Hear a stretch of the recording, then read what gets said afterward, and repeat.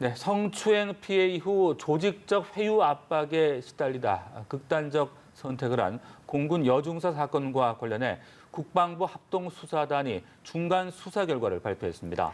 성추행 가해자를 비롯해 10명을 기소한 가운데 16명이 징계 대상에 올랐습니다. 신세롬 기자입니다. 지난 3월 부대 상관에게 성추행을 당한 뒤 2차 가해에 시달리다 극단적 선택을 한 공군 여중사 사건과 관련해 중간 수사 결과가 나왔습니다.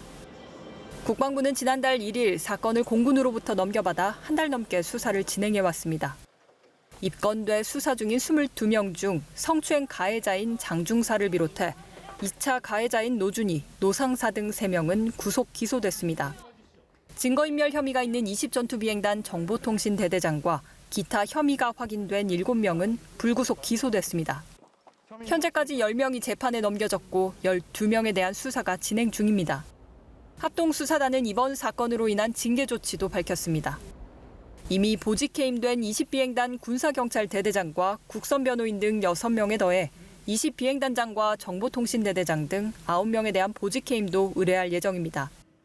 공군본부 법무실장은 검찰 사무에서 배제하고 군사경찰 단장에 대해서는 기소휴직 조치가 예고됐습니다. 또 피해자 보호를 소홀히 하고 허위 보고, 피해 사실을 유포하는 등의 행위자 16명을 징계위원회에 회부할 계획입니다. 공군 양성평등센터 정책 담당 등 7명에는 개인 경고가, 피해자 분리를 위한 인사조치를 지연 처리한 공군 인사참모부 등 5개 부서는 기관 경고 조치가 있을 예정입니다. 군은 향후 사단급 부대에 설치된 수사조직을 개편해 각군 참모총장 직속 검찰단을 창설할 계획이라고 밝혔습니다. 군사경찰의 작전 기능과 수사 기능을 분리하고 성폭력 전담 수사팀도 설치하게 됩니다. 또 각군 군사법원을 국방부로 통합해 독립성을 강화하고 군사법원 내 성범죄 전담 재판부를 설치, 군사법원 항소심 재판은 민간으로 이양하는 방안도 언급했습니다. 연합뉴스TV 신세롬입니다.